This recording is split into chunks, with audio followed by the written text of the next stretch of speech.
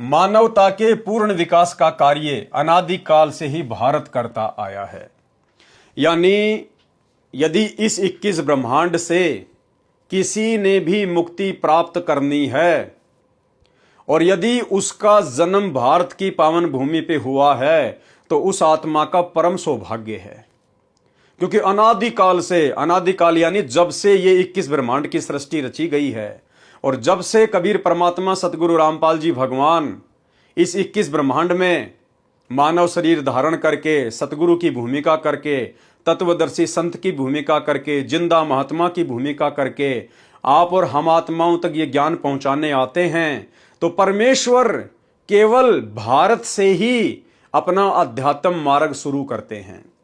परमेश्वर ने इस भारत की भूमि को सेलेक्ट किया हुआ है, चुना हुआ है। ये परमेश्वर के द्वारा चुनी गई धरती है, इसीलिए इसको पवित्र भूमि कहते हैं, इसको पावन भूमि कहते हैं। ये आप और हमारा सौभाग्य है जो भाई बहन वर्तमान में भारत की पावन भूमि पे उत्पन्न हैं।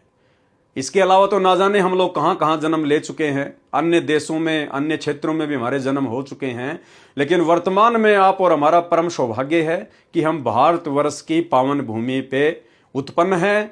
और उससे भी बढ़कर आपका सौभाग्य है कि आप जी हरियाणा की भूमि के इर्द गिर्द जन्म ले चुके हैं।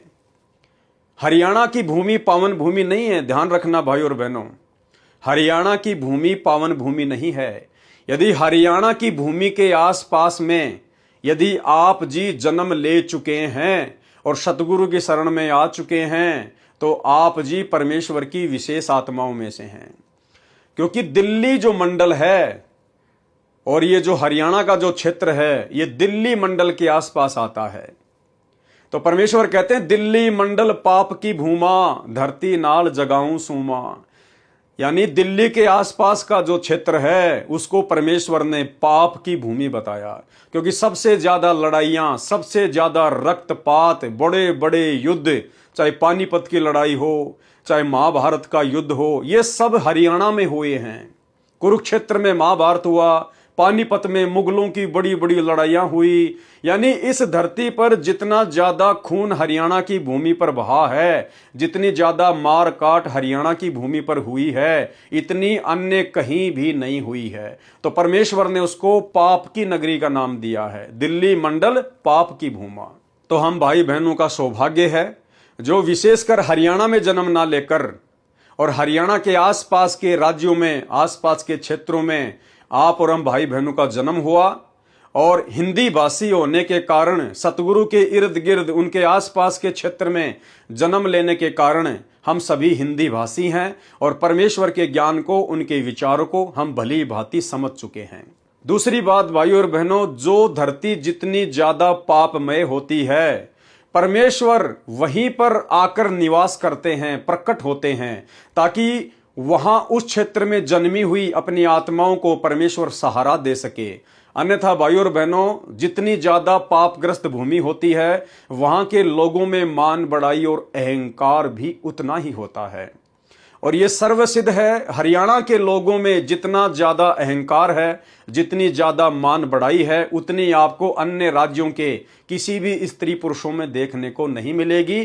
कारण है उस भूमि का प्रभाव, उस पाप की नगरी का प्रभाव। तो भाई और बहनों, आप और हमारा सौभाग्य जो परमेश्वर ने हमें इर्द गिर्द आसपास के राज्यों में उत्पन्न किया और हम परमेश्वर के ज्ञान को समझकर उनकी शरण में आ गए और आज साध संगति से जुड़कर गुरु को पहचान कर भक्ति कर पा रहे हैं। तो अनादिकाल से यानी मानवता के पूर्ण विकास का कार्य, मानवता का पूर्ण विकास क्या है, कब होता है?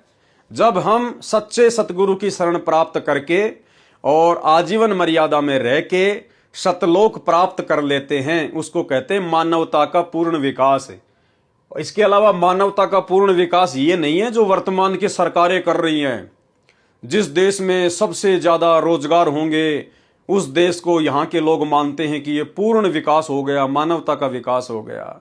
जिस देश में सबसे ज्यादा लाइट है, सड़कें बना दी गई हैं, यातायात के साधन हैं, बड़ी बड़ी बिल्डिंगें खड़ी कर दी गई है, जिस देश के पास में वीटो पावर है, जिसने परमाणु बम बना रखे हैं, आध्यात्मिक अज्ञानता के चलते दुनिया उसी देश को मानवता का पूर्ण विकास मानती है, जबकि असल में आध्यात्मिक दृष्टि से जो देश वैज्ञानिक दृष्टिकोण से जितना ज्यादा संपन्न है उसका उतना ही ज्यादा पतन वर्तमान में होगा। वो तो बारूद के ढेर पे बैठा हुआ है, उसने तो अपने विकास का नहीं बल्कि अपने विनाश का सामान तैयार किया है। तो भाई और बहनों, परमात्मा ने भारत की भूमि को विशेषकर बचा के रखा है। यहाँ की संस्कृति को, यहाँ के खान पान को, यहाँ के लोगों के आचार और विचार को परमात्मा ने हमेशा संयमित रखा है। और यही कारण है कि जब परमेश्वर धरती पर आते हैं तो बहुत जल्द वो आत्माएं जो आधुनिक वैज्ञानिक भाग दौड़ से दूर होती है, अपनी मर्यादाओं में होती है, धर्म कर्म से लगी हुई होती है, बुरे कर्मों से डरने वाली होती हैं, उसके बाद वो आत्मा तुरंत भक्ति पर लग जाती हैं, क्योंकि उनमें धार्मिकता शेष होती है। इसलिए परमात्मा मानवता के पूर्ण विकास का कार्य अनादिकाल से भारत ही करता आया है। इसी पुण्य भूमि पर अवतारों का अवतरण अनादिकाल से होता आ रहा है। कौन से अवतारों का अवतरण? काल भगवान के अवतारों का अवतरण अनादिकाल से होता आ रहा है। भाई और बहनों, अवतार जो शब्द है इसके दो मतलब होते हैं। विशेषकर ये जो अवतार शब्द है ये विशेषकर काल भगवान के द्वारा जो अपने अंश अवतार भेजे जाते हैं उनके लिए प्रयोग ज्यादा किया जाता है। और दूसरा जो अवतार है वो होता है परमेश्वर के लिए, कबीर भगवान के लिए, क्योंकि काल तो अपनी आत्माओं को अवतार रूप में भेजता है, काल स्वयं नहीं आता है। काल अपनी आत्माओं को भेजता है धरती पर कुछ अद्भुत कार्य करने के लिए, जिनको हम अवतार की श्रेणी में गिनते हैं, जिनको अवतार कहते हैं, जैसे श्री राम, श्री कृष्ण जी आदि। और परमात्मा जो होता है, कबीर भगवान जो होता है, वो स्वयं ही अवतार रूप में धरती पर प्रकट होता है। कबीर परमेश्वर सतलोक से कभी भी किसी भी आत्मा को अवतार रूप में धरती पर नहीं भेजता है। केवल काल अपनी आत्माओं को अवतार रूप में धरती पर भेजता है। कबीर परमात्मा स्वयं ही अवतरित होते हैं, सशरीर मनुष्य के पुत्र के रूप में, या जब चाहे जिस भी रूप में, किसी भी उम्र में, कहीं भी परमात्मा अवतार लेकर प्रकट हो जाता है। यानी अवतार यानी स्वयं ही प्रकट होना। अवतारों का अवतरण अनादिकाल से ही होता आ रहा है। लेकिन कैसी विडंबना है कि ऋषि मुनियों, महापुरुषों व अवतारों के जीवन काल में उस समय की शासन व्यवस्था व जनता ने उनकी दिव्य बातों व आदर्शों पर ध्यान नहीं दिया, और उनके अंतर्ध्यान होने पर दुगने उत्साह से उनकी पूजा शुरू करने लग गए। ये भी एक विडंबना ही है कि हम जीवंत और समय रहते उनकी नहीं मानते, अपितु उनका विरोध व अपमान ही करते हैं, तथा कुछ स्वार्थी तत्व जनता को भ्रमित करके, परम संत को बदनाम करके सत भक्ति में बाधक बनते हैं। यह उक्ति प्रत्येक युग में चरितार्थ होती आई है और आज भी हो रही है। लेकिन ये वर्तमान में आगे ऐसा नहीं होगा। वर्तमान में सतगुरु रामपाल जी भगवान स्वयं कबीर परमात्मा धरती पर अवतरित हो चुके हैं और ये कलयुग की बिचली पीढ़ी है। और वर्तमान में परमात्मा पूरी पृथ्वी पर अपने आगमन का संदेशा पहुंचाएगा, और ऐसी विकट परिस्थितियां ये काल और दुर्गा इन जीवों के कर्मों अनुसार यहां पर पैदा कर देंगी कि मजबूरन इस दुनिया के लोगों को, चाहे भिखारी हो, चाहे देश का प्रधानमंत्री या राष्ट्रपति हो, मजबूरन उनको अंत में सतगुरु की शरण में आना पड़ेगा यदि अपनी जीवन रक्षा चाहते हैं तो। यह आज से पहले के युगों में ऐसा हुआ है कि जब जब इस काल ने अपने अवतार भेजे हैं या परमात्मा स्वयं अवतार रूप में धरती पर प्रकट हुए हैं, तो उस समय उनको किसी ने भी नहीं माना, किसी ने भी उनकी इज्जत नहीं की, उनकी बातों को महत्व नहीं दिया, और उनके जाने के बाद में उनके मंदिर बनाकर, मूर्तियां बनाकर, उनके नाम पे सत्संग करके, जागरण करके फिर अपने आप को धन्य समझते थे। तो परमेश्वर के कहने का मतलब है कि आज से पहले के युगों में जब भी कोई महापुरुष आया है तो उस समय के लोगों ने उनकी बातों पर विशेष ध्यान नहीं दिया, उनको महत्व नहीं दिया। लेकिन वर्तमान में महत्व दिया जाएगा। वर्तमान में उन शास्त्र विरुद्ध साधना पर दुनिया को आरूढ़ करके बैठे हुए नकली साधु संत महात्माओं की, पीर पैगंबरों की, मुल्ला काजियों की, सतगुरु रामपाल जी भगवान अपने तत्व ज्ञान से उनकी कमर को तोड़ के रख देंगे। उनकी कमर को तोड़ के रख देंगे वर्तमान में सतगुरु रामपाल जी भगवान। मजबूरन उन मुल्ला काजियों को भी आना पड़ेगा शरण में, उन बड़े बड़े पदवान लोगों को भी आना पड़ेगा, धनवान लोगों को भी आना पड़ेगा। आम जनता की तो फिर औकात ही क्या है। अभी जो हिसार जेल से लेटेस्ट ऑडियो आई है 59 नंबर की, उसमें लास्ट में सतगुरु रामपाल जी भगवान ने कह दिया कि 650 साल पहले तो इन काजी मुल्लाओं ने परमात्मा को ऊपर नहीं आने दिया। ऊपर नहीं आने दिया इसका मतलब ये नहीं कि ये परमात्मा से ज्यादा शक्तिशाली थे, वो ठीक का समय नहीं था, इसलिए परमात्मा खुद भी ऊपर नहीं आना चाहते थे। लेकिन वर्तमान में गुरुदेव कह रहे हैं कि अब परमात्मा उनकी कमर तोड़ के रख देगा। पूरी दुनिया को मानना पड़ेगा, पूरी दुनिया को। सुनिए ऑडियो। बंदी छोड़ की जय हो, बच्चों तोड़ पाड़ दिया दाता। सबके सामने ऐसे चमत्कार कर दिए कर मीना ने, फिर भी ना मानी और ना मानने दी। ईब तोड़ांगे इनकी दे, अब देखो कैसे नहीं मानेंगे। ये भी मानेंगे, ये भी उनके बच्चे हैं और जनता भी मानेगी। ईब तोड़ांगे इनकी दे, अब देखो कैसे नहीं मानेंगे। ये भी मानेंगे, ये भी उनके बच्चे हैं और जनता भी मानेगी। ईब तोड़ांगे इनकी दे, अब देखो कैसे नहीं मानेंगे। ये भी मानेंगे, ये भी उनके बच्चे हैं और जनता भी मानेगी, क्योंकि उनको चाह भगवान की और शिक्षित। बच्चों कुर्बान हो जाओ, बहुत दिन रड़े डोलिए। ये संसार की कामना से पड़े मर जाओगे तुम, मत चले जाओगे कदे न कदे। ये खत्म ना हो जिनके कारण तुम ना सत्संग सुनते हो ना भक्ति करते हो। बाढ़ में जाओ, इसे मुश्किल से दाव लग गया, कल का पता नहीं के बिजली गिर जा। कुर्बान हो जाए इस मालिक के लिए। मालिक आपको सद्बुद्धि दे, हिम्मत दे, ये बात याद रहे आपको, ताकि भूल ना पड़े। आपका संग जन्म का पाप कटे, आपका कोड कटे, जन्म मरण बटे। सत्साई।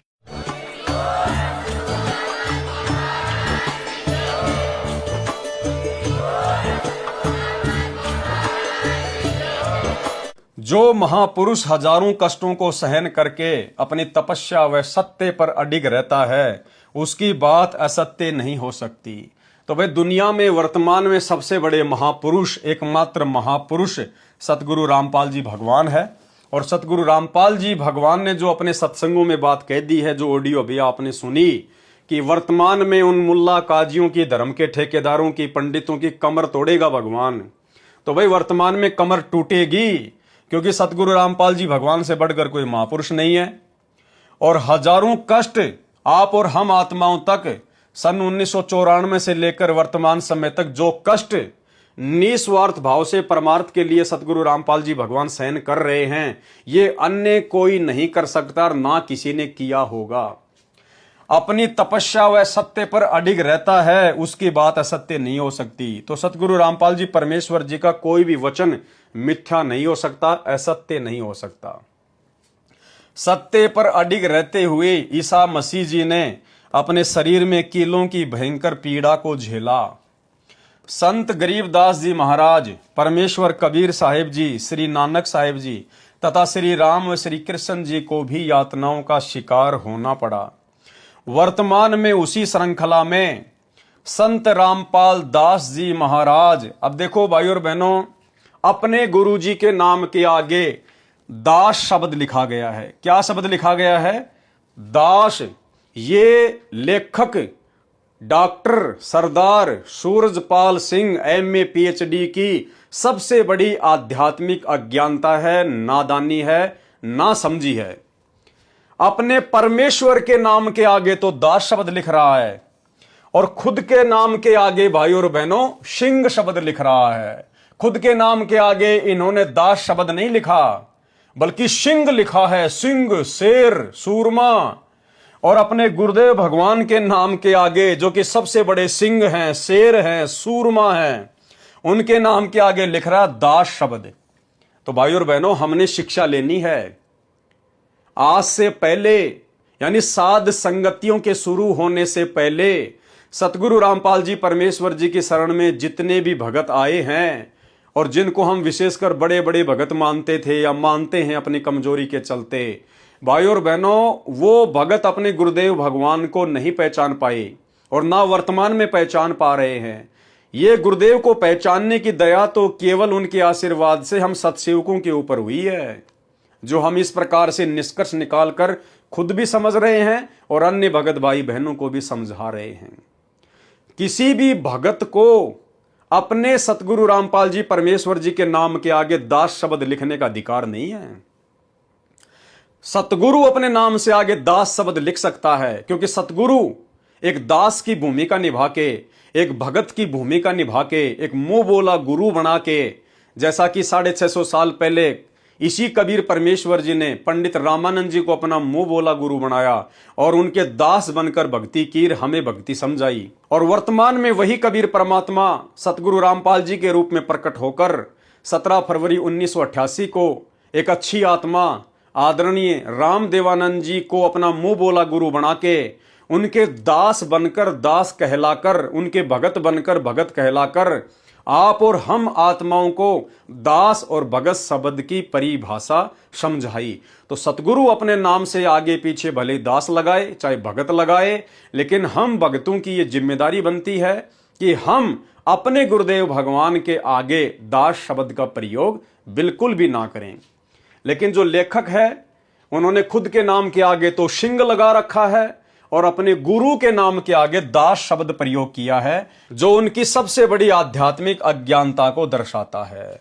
और फिर अपने नाम के आगे लिख रहे हैं MA PhD। अब बताओ वो MA PhD का क्या महत्व रह गया?